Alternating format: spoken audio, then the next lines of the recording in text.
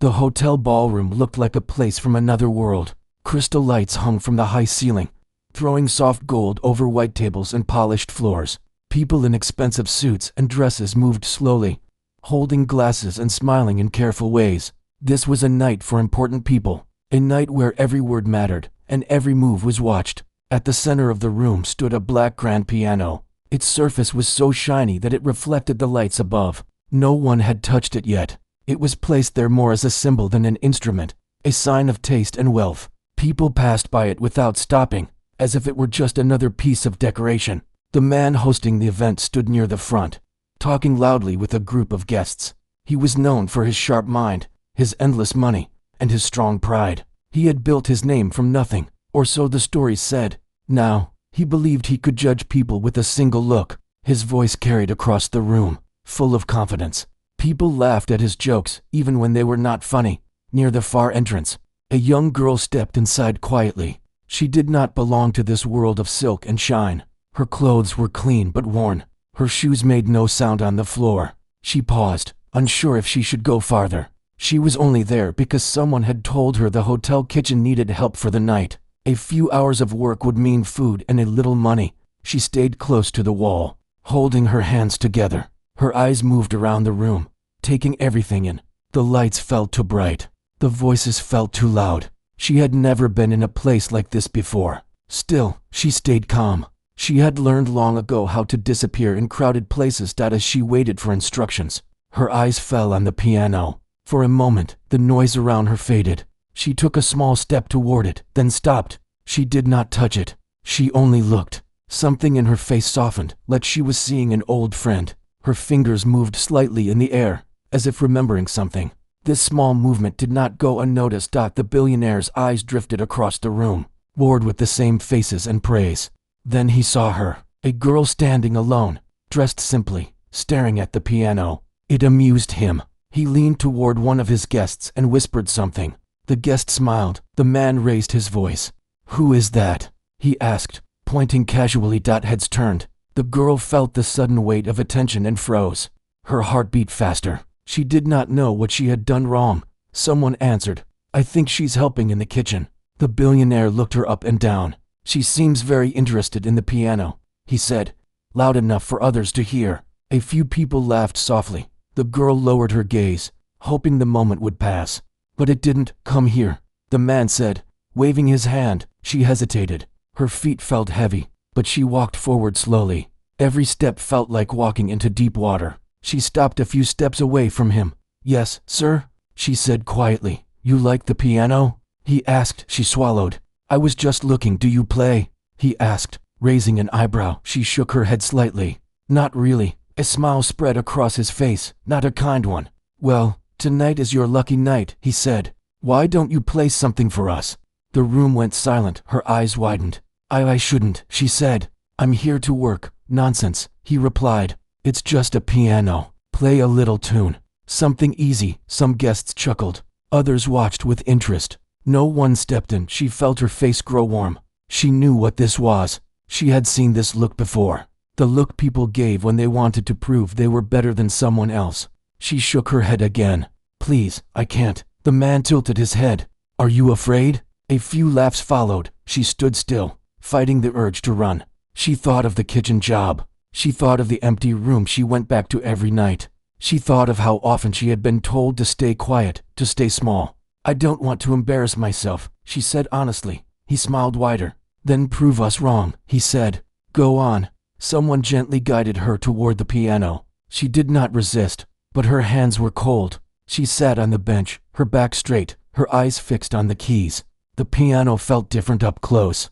Familiar, yet dangerous in this place. The billionaire crossed his arms, clearly enjoying the moment. "Whenever you're ready," he said. She placed her hands in her lap and closed her eyes for a second. She told herself this was just a piano, just keys, just sound. But the room felt heavy with judgment. Slowly, she lifted her hands and rested her fingers on the keys. The room waited. And in that quiet moment, no one noticed the change in her breathing, or the way her shoulders relaxed just a little, as if she had finally stepped into the only place where she truly belonged. The room stayed silent after she placed her fingers on the keys. It was not a gentle silence. It was heavy, filled with expectation and quiet judgment. People leaned forward in their seats. Some folded their arms. Others wore small smiles, already sure they knew how this would end. She sat still, her hands resting lightly on the piano. Her heart was beating fast, but her face remained calm. Inside, memories began to rise. Not of this room, not of the people watching her, but of a much smaller place. A narrow room with peeling paint, a broken window covered with cloth, a piano that was old and out of tune, but loved. She had not planned to play tonight. She had not touched a piano in months. Life had been busy in the hardest way. Work, worry, long days that ended with tired sleep. Music had become something she carried quietly inside, like a secret she did not share anymore. She glanced once toward the audience. The billionaire stood there with his confident posture, his eyes fixed on her. He expected a mistake. He expected proof that he was right. Her fingers trembled. She pulled them back for a moment and rested her hands in her lap. A soft murmur moved through the crowd. Someone coughed. Someone else whispered, "Take your time," the man said, his voice smooth but sharp. She nodded, not trusting her voice. She took a slow breath and placed her hands back on the keys. This time, she did not rush. She pressed one key gently. The sound was clear and soft, floating into the air. A few people exchanged looks. It was not wrong. It was not clumsy. She played another note, then another. The melody started simple, almost shy. It sounded like a question, careful and quiet. Some guests relaxed, thinking this was all it would be, just a small tune, nothing special. But as her hands moved, something changed. Her shoulders loosened, her breathing slowed. The noise of the room faded until there was only the piano and the space around it. She no longer saw faces or expensive clothes. She saw keys. She felt sound. The melody grew deeper. Her fingers moved with more confidence, finding patterns they remembered well. The music carried feeling, not loud or dramatic, but honest. It spoke of long nights, of waiting, of hope held tightly even when it hurt. Conversation stopped completely now. A woman near the front lowered her glass without realizing it. A man who had been smiling leaned back, his expression changing. The piano was no longer decoration. It had become the center of the room. The billionaire straightened slightly. His smile faded. This was not what he had expected. He watched closely, his eyes narrowing, trying to understand what he was hearing. The girl's hands moved faster now, but not wildly. Each note had purpose. She was not showing off. She was telling a story without words, the kind of story that could only be told through sound. She forgot where she was. She forgot why she was there. She played the way she always had when no one was watching, when the world felt heavy, and the piano was the only place that felt light. The room felt different. People shifted in their seats. Some leaned forward. Others closed their eyes for a brief moment, drawn in without meaning to be. The billionaire felt something uncomfortable stir inside him. He had seen talented performers before. He had paid for the best. But this was different. This was raw, untouched by stages and contracts. It unsettled him. He glanced around, noticing the change in his guests, the quiet respect forming on their faces, the absence of laughter. The girl played on. A memory flashed through her mind. Her mother sitting beside her, guiding her small hands across the keys. Soft encouragement, quiet patience. Then the memory shifted to emptiness, to silence, to a piano left behind. Her fingers pressed harder, and the music grew stronger. Not angry, but full of everything she had never said out loud. A few people felt their throats tighten. They did not know why. The music reached places words never touched. The billionaire swallowed. For the first time that evening, he felt unsure. This moment was no longer under his control. When the melody slowed, the room leaned with it. When it rose, hearts followed. No one checked their phone. No one spoke. She opened her eyes briefly and saw the faces staring back at her. Not mocking now, watching, listening. Her hands did not shake anymore. She moved into the final section of the piece, softer again, like a goodbye whispered instead of spoken. Each note faded gently into the next, leaving space between sounds. When the last note fell, it did not end sharply. It drifted, hanging in the air like a breath held too long. Silence followed. Not the tense silence from before, but a deep one, a respectful one. For a few seconds, no one moved. The girl sat still, her hands resting on the keys, unsure if she was finished or if she had gone too far. Then someone clapped. It was hesitant at first. One pair of hands, then another, then many more. Applause filled the room. rising quickly. Louder than before, she stood slowly, her legs weak. She did not bow. She did not smile. She simply stepped back from the piano. The billionaire did not clap at first. He stood frozen, staring at her. His plan had failed. The room was no longer focused on him. As the applause continued, he finally brought his hands together, slowly, carefully. His face showed something close to disbelief. The girl lowered her eyes and moved away from the piano, unsure of where to go. Her heart was still racing, but now it carried a different feeling. Not fear. Something else had begun. And the man who had tried to humiliate her knew, deep down, that this night was no longer going to unfold the way he had imagined. The applause slowly faded, but the feeling it left behind stayed in the room. People looked at one another, unsure of what to say next. The night had taken a turn no one expected. The girl stood near the edge of the crowd, her hands clasped in front of her, her eyes lowered. She felt exposed again, but this time it was different. This time, she had nothing to be ashamed of. The billionaire cleared his throat. The sound cut through the quiet like a sharp line. All eyes moved back to him. He took a step forward, then another, stopping a few feet away from the girl. He studied her closely, as if trying to solve a puzzle that refused to make sense, that was unexpected. He said. His voice was calmer now, less sure. She nodded once, still not looking up. "I'm sorry if I wasn't supposed to play that long," she said.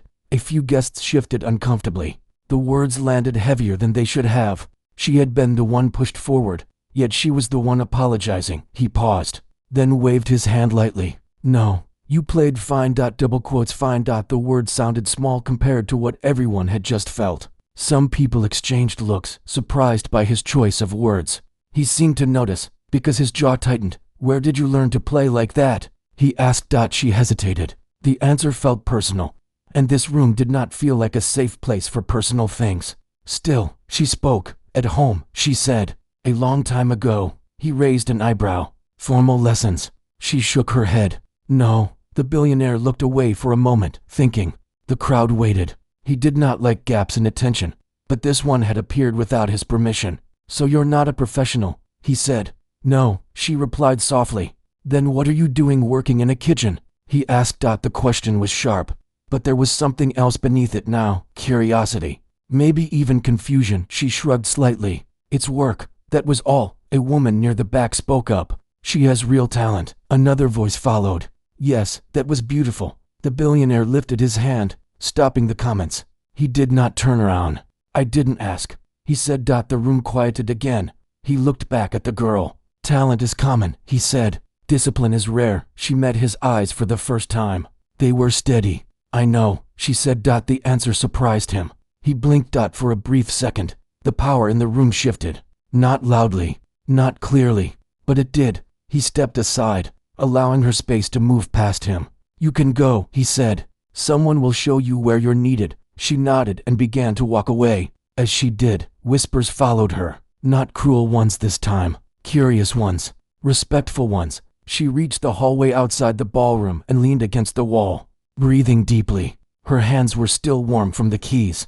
Her legs felt weak. She closed her eyes and let the noise fade. A memory came to her again.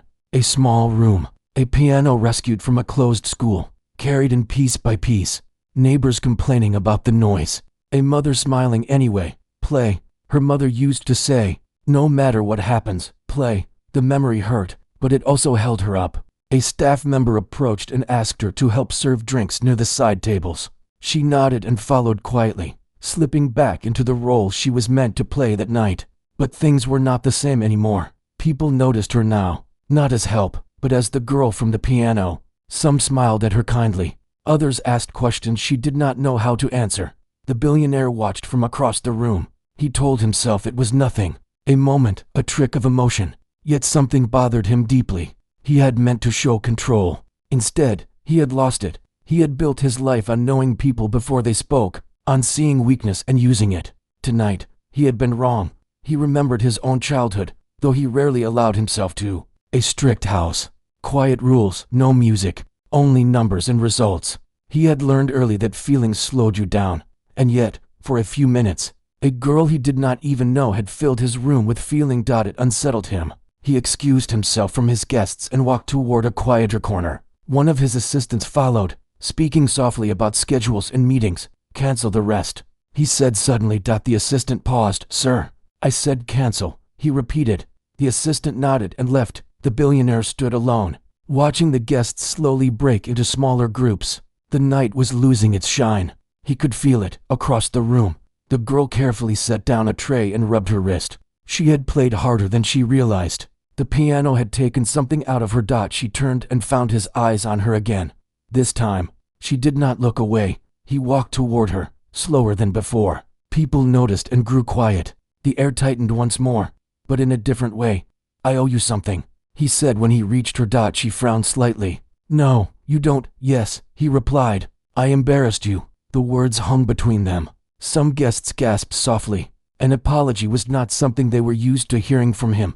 She took a moment before answering. I've been embarrassed before, she said. It passes. He studied her face. Not everyone would have handled that the way you did, she shrugged. I didn't handle it. I just played. That answer struck him harder than any accusation. Do you still have access to a piano? He asked. She shook her head. No, why not? It was sold, she said. After my mother got sick. The room felt quieter. He nodded slowly, as if placing a piece into a larger picture. And you stopped playing? She looked past him, toward the piano at the center of the room. I never stopped, she said. I just didn't have one.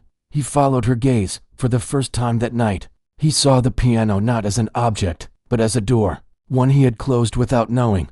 I would like you to play again, he said. She turned back to him, surprised. No, she said gently. A few people leaned closer, waiting for his reaction.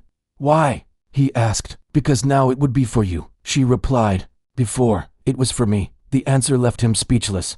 She picked up the empty tray and stepped away, returning to her work. The crowd slowly began to speak again, but the energy had changed. Something important had happened, and everyone felt it. The billionaire remained where he was, watching her disappear into the moving crowd. For the rest of the night, he barely spoke. And for the girl, as she walked back to the kitchen at the end of her shift, one thought stayed with her. She did not know what would come next, but she knew one thing for certain. The piano had opened a door, and once opened, it would not close again. The days after the event passed quietly for most people, but not for the girl. She returned to her small routine, waking early, working long hours, and coming back to her room when the city lights were already dim. Nothing around her looked different, yet something inside her had shifted. The memory of the piano stayed close, following her through each day. She tried not to think about the ballroom. She told herself it was just one night, one strange moment that did not belong to her real life. Still, her fingers moved when she was tired, tapping on tables, on counters, on her knees, as if the keys were still there. One afternoon, while she was cleaning near the back of the building where she worked, a supervisor approached her. He held a piece of paper and looked unsure. Someone is asking for you, he said. She frowned. For me, he nodded. Says it's important. Her first thought was fear. She wiped her hands and followed him to the office.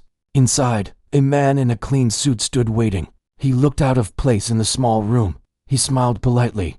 I'm here on behalf of the gentleman from the hotel. Her heart skipped. Why he would like to speak with you, the man said. No pressure. Only if you're willing. She hesitated. She remembered the way the night had ended, the apology, the quiet look on his face. After a long pause, she nodded. The next evening, she found herself back in the same hotel. This time, she was not led through the crowded ballroom. She was taken through a side entrance, down a quiet hallway, into a smaller room. The billionaire stood by the window, looking out at the city. When he turned, his posture was different, less stiff, less certain. Thank you for coming, he said. She stood near the door. You said you wanted to talk. Yes, he replied. I've been thinking about that night. She waited. I made a mistake, he continued. I thought I understood people. I thought talent was something you could measure and control. She said nothing.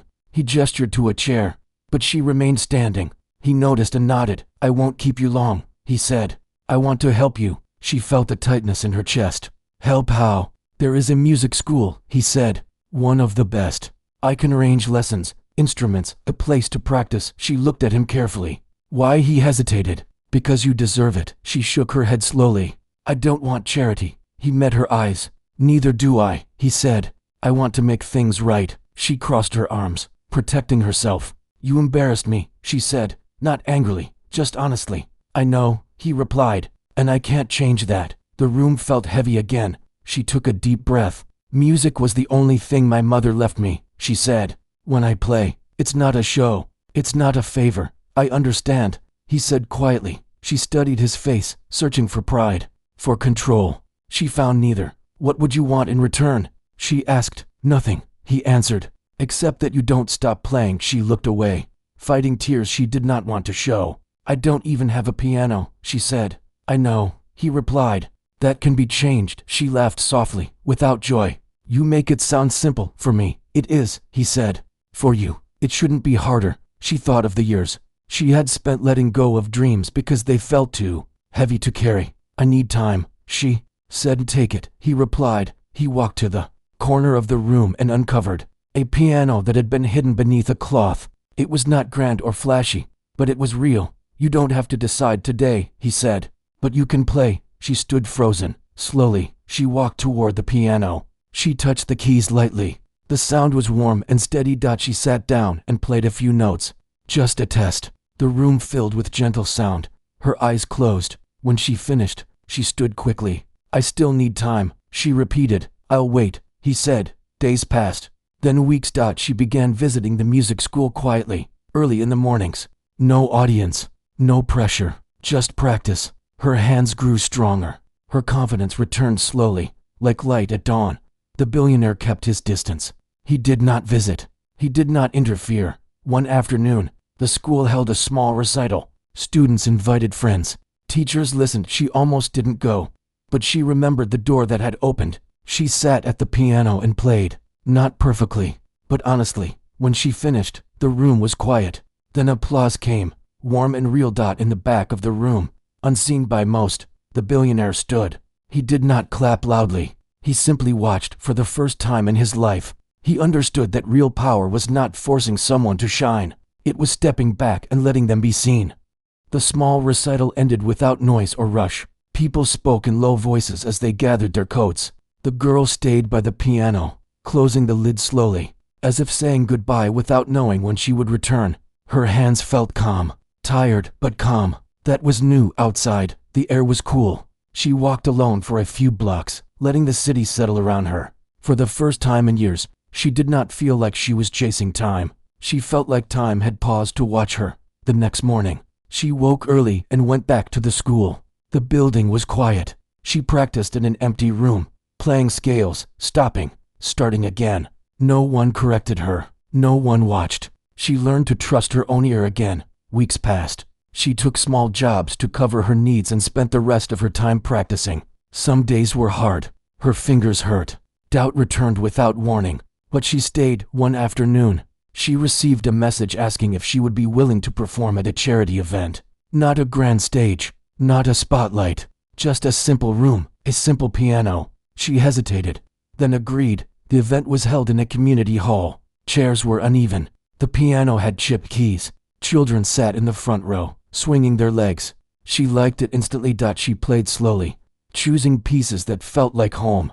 People listened with open faces. Some closed their eyes. When she finished, applause came easily, without surprise or judgment. Afterward, a woman approached her and said, "You play like you mean every note." The girl smiled. "I do." Word traveled quietly, not through newspapers or screens, but through people. Teachers spoke her name. Students asked to listen. She began helping younger players, showing them how to relax their hands, how to listen to silence between notes. One evening, the billionaire asked if he could meet her again. This time, she chose the place.